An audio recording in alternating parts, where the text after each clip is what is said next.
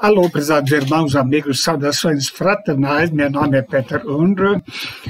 Queremos meditar hoje na continuação sobre o tema como lidar com seus sentimentos e as suas emoções. Quero agradecer a todos que se inscreveram nesse canal e que Deus possa nos abençoar na continuação tratando sobre esse tema. Hoje nós queremos continuar com um tema que já iniciamos, comparações, mas queremos destacar de uma forma especial traumas do passado. A maioria das pessoas já passou por traumas na sua vida. Algumas pessoas estão traumatizadas por injustiças que elas mesmas cometeram. Outras pessoas estão traumatizadas por injustiças sofridas de outras pessoas. E ainda há pessoas traumatizadas por circunstâncias onde perceberam acontecimentos traumáticos como acidentes e assim por diante, por exemplo. Cada um desses motivos pode trazer traumas prolongados, às vezes, para a vida da pessoa. Mas nós queremos hoje pensar de uma forma especial sobre injustiças que nós mesmos praticamos. A Bíblia diz: o homem carregado do sangue de qualquer pessoa fugirá até a cova, ninguém o detenha. Esse verso traz uma verdade muito importante. O trauma está dentro da pessoa e acompanha a pessoa onde quer que ela vá, e a pessoa não consegue se libertar disso a não ser que seja feito um tratamento dessa questão. E, então, precisamos ver como isso acontece. Há pessoas que até mudam de residência, mudam até de cidade, pensando que isso vai fazê-las esquecer o que aconteceu, mas não conseguem.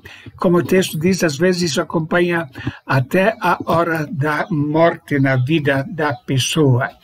Temos um exemplo claro disso na vida do rei Herodes, registrado em Marcos 6, verso 16. Herodes, porém, ouvindo isso, disse: este é João, que mandei degolar, ressuscitou dentre os mortos. Marcos 6,16. O rei Herodes havia mandado degolar o João Batista, e quando Jesus apareceu fazendo muitos milagres, isso se tornou notório, era muito comentado, então a consciência de Herodes imediatamente começou a acusá-lo, e ele acreditava: agora João Batista ressuscitou. Agora, o que vai acontecer comigo em consequência daquilo que eu pratiquei? Nós lemos sobre os irmãos de José, que também cometeram uma injustiça muito grande, vendendo a José. E o texto nos fala, em Gênesis 42, 21, então disseram uns aos outros: na verdade somos culpados acerca de nosso irmão, pois vimos a angústia da sua alma quando nos rogava, nós porém não ouvimos, por isso vem sobre nós esta angústia. Então, quando eles estavam em aperto, se lembraram, já mais de 13 anos depois, nós somos culpados acerca de nosso irmão. Por algum tempo, até pode parecer que está tudo resolvido, tudo quieto, mas vai chegar a hora quando esses acontecimentos vêm à memória e a pessoa se sente profundamente culpado e traumatizado pelo que tem feito. Nós lemos sobre o pecado de Davi. Quando eu guardei silêncio, envelheceram os meus ossos pelo meu bramido em todo dia, porque de dia e de noite a tua mão pesava sobre mim, e o meu humor se tornou em sequidão de estio. Salmo 32, 3 e 4. Davi, além de ter cometido adultério, ele havia ordenado a morte do marido da mulher com quem ele se relacionou. E ele, durante algum tempo, ficou calado, mas sentiu de dia e de noite a mão de Deus pesando sobre ele. Até que o assunto foi tratado e ele sentiu o perdão de Deus. Nós lemos em Provérbios 14, verso 32, pela sua própria malícia é lançado fora o perverso, mas o justo até na hora da morte se mantém confiante. Então, quando a pessoa vive uma vida de justiça, pode enfrentar tranquilamente a morte. Mas se a pessoa cometeu crueldades contra outras pessoas, isso vai chegar na sua memória, especialmente quando chega a hora de partir para se encontrar com Deus. Eu já ouvi algumas pessoas idosas dizer: eu tenho medo que Deus não me perdoe pelas coisas que eu fiz. Então, injustiças praticadas dão para a pessoa a sensação de constante perseguição. Alguma coisa vai me acontecer porque eu agi de uma forma errada. E por isso é tão importante que os assuntos não permaneçam sem serem tratados.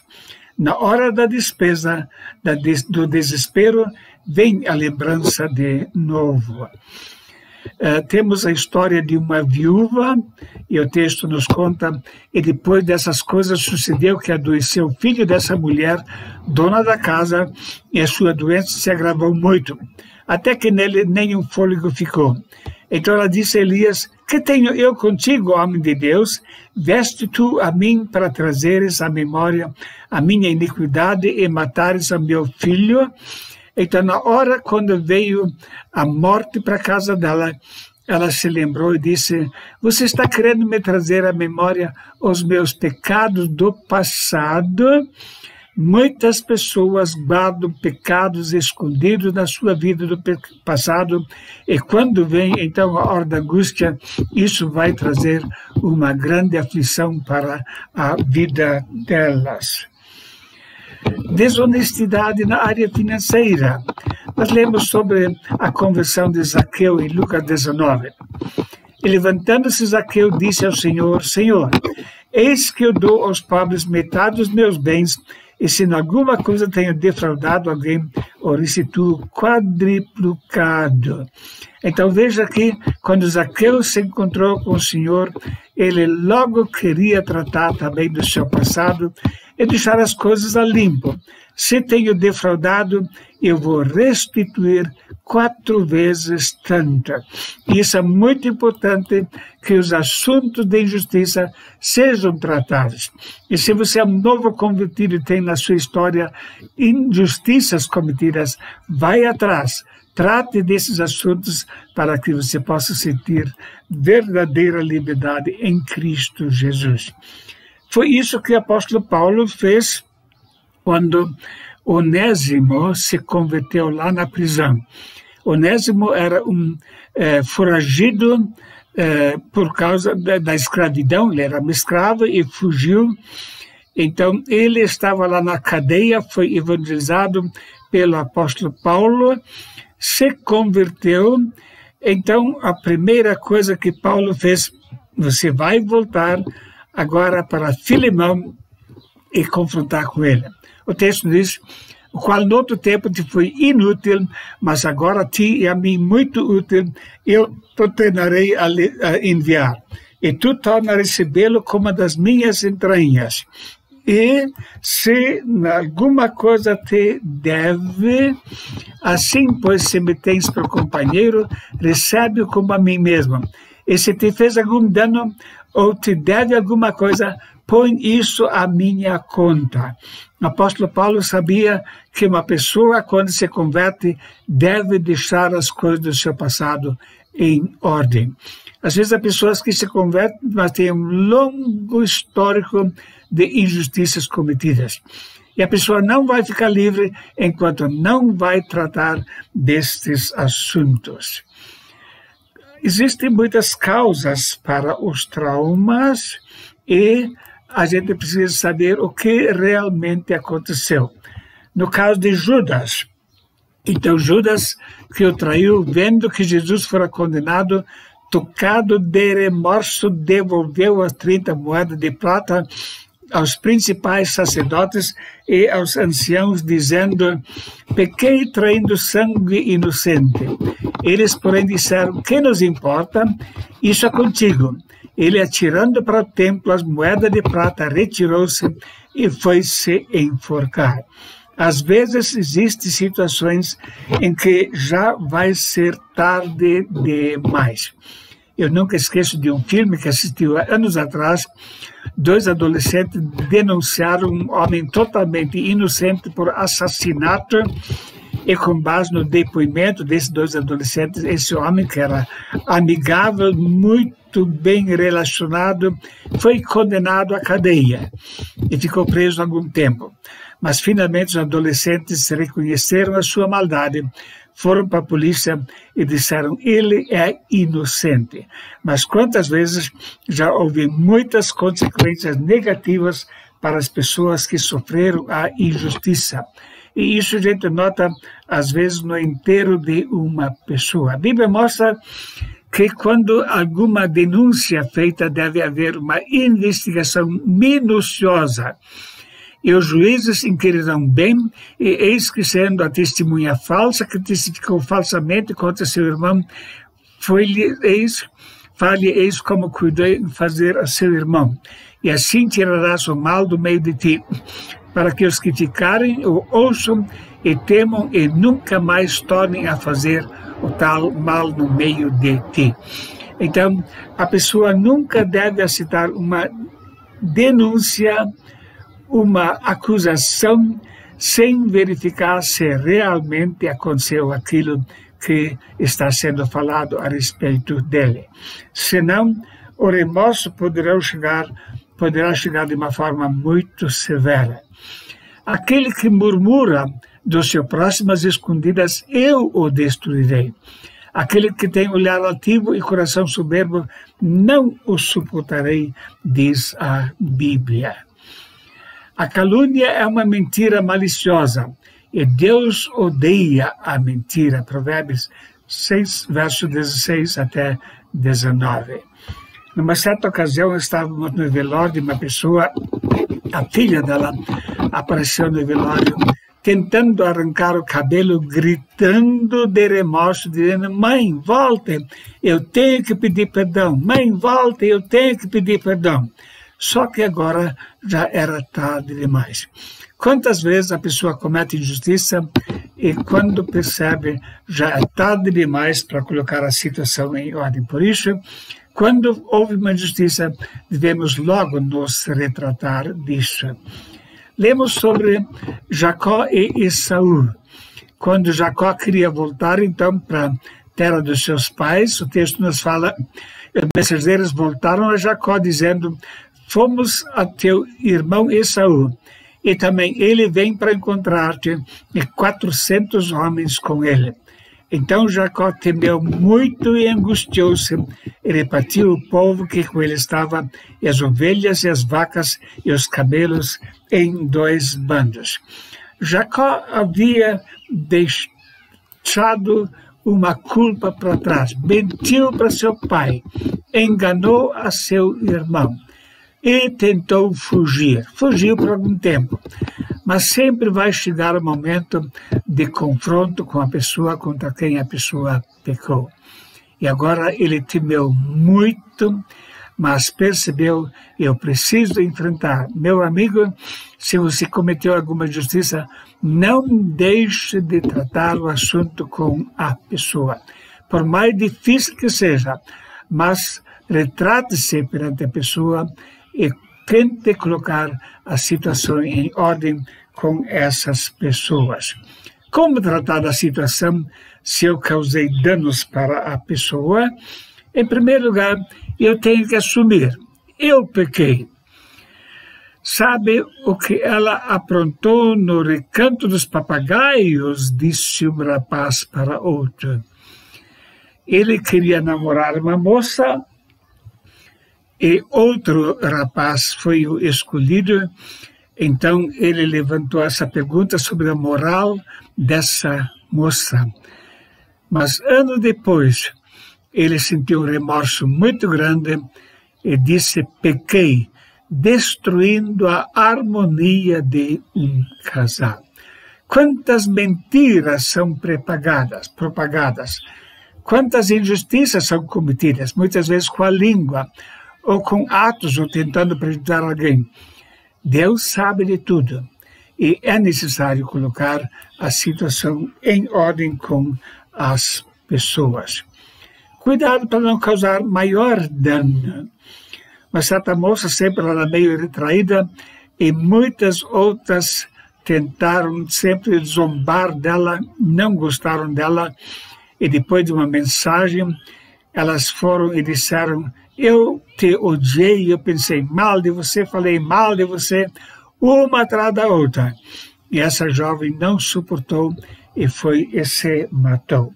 O assunto tem que ser tratado com muita cautela, com muito cuidado para não causar um dano maior ainda do que aquele que já foi feito. Nós lemos sobre a morte de Estevão, o primeiro mártir. Expulsando-o da cidade, o apedrejaram, e as testemunhas depositaram as suas capas aos pés de um jovem chamado Saulo.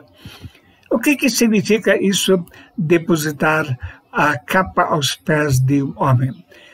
Do sinédrio acompanhava qualquer execução. A roupa do condenado era colocada aos pés desse homem. Se ele erguesse a capa, isso significava que era para deixar de executar. Mas se ele deixasse a capa lá, era sinal que deviam prosseguir. E Paulo mesmo diz que ele concordou com a morte de Estevão. Atos 8:1, e também Saulo consentiu na morte dele, quer dizer, Saulo deixou a roupa lá no chão, querendo a morte. E por que ele menciona isso mais tarde? É um sinal que ficou uma marca na vida dele. Porque eu sou o menor dos apóstolos, que não sou digno de ser chamado apóstolo, pois que persegui a igreja de Deus. Mas pela graça de Deus sou o que sou, e a sua graça para comigo não foi vã. Antes trabalhei muito mais do que todos eles, todavia não eu, mas a graça de Deus que está comigo. Paulo cita os seus crimes contra a igreja, mas ele disse que foi restaurado pela graça de Deus. Meu amigo ouvinte, mesmo que você tenha cometido muita injustiça, pela graça de Deus, a sua vida pode ser restaurada e você ainda pode ser uma bênção na vida de outras pessoas. Então, é necessário confessar ao que foi prejudicado e a Deus. Confessei-te o meu pecado e a minha maldade não encobri. Dizia eu: confessarei ao Senhor as minhas transgressões, e tu perdoaste a maldade do meu pecado. É muito importante que o pecado seja confessado para a obtenção do perdão da parte de Deus. Sempre que possível, restituir o que foi roubado. A ninguém devais coisa alguma, a não ser o amor com que vos ameis uns aos outros, porque quem ama os outros cumpriu a lei. Romanos 13, verso 8. Quando eu me converti, eu precisei ir na casa de muitas pessoas, onde havia roubado frutas, mais por divertimento do que por necessidade, mas eu precisava colocar isso em ordem, porque sabia que a vida tem que ser colocada em ordem inteiramente. E se houve difamações, é necessário fazer uma nota de retratação para não deixar a pessoa com os prejuízos dessa difamação. É importante confiar no perdão de Deus. Confessei-te o meu pecado e a minha maldade não encobri. Dizia eu: confessarei ao Senhor as minhas transgressões e tu perdoaste a maldade do meu pecado. Muitas pessoas têm dificuldade de esquecer o mal que fizeram, mesmo depois de ter confessado. Mas a Bíblia nos mostra, e também o apóstolo Paulo, que é necessário, então, depois de retratar, depois de confessar, deixar o passado para trás e prosseguir servindo ao Senhor. Paulo diz Irmãos, quanto a mim, não julgo que eu haja alcançado, mas uma coisa faço é que, esquecendo-me das coisas que atrás ficam e avançando para que estão diante de mim, prossigo para o alvo, para o prêmio da soberana vocação de Deus em Cristo Jesus. Esquecendo-me das coisas que para trás ficam. O diabo sempre quer nos fazer lembrar de novo aquilo que já está perdoado. Mas a Bíblia fala sobre Deus, dos seus pecados jamais se lembrará. E, se Deus assim o permitir, no próximo estudo queremos continuar falando sobre traumas do passado. Meu desejo sincero é que essa meditação possa contribuir para você ser inteiramente livre da culpa em relação a coisas do passado e possa prosseguir para o alvo com alegria e disposição de servir ao Senhor. Um bom dia para você.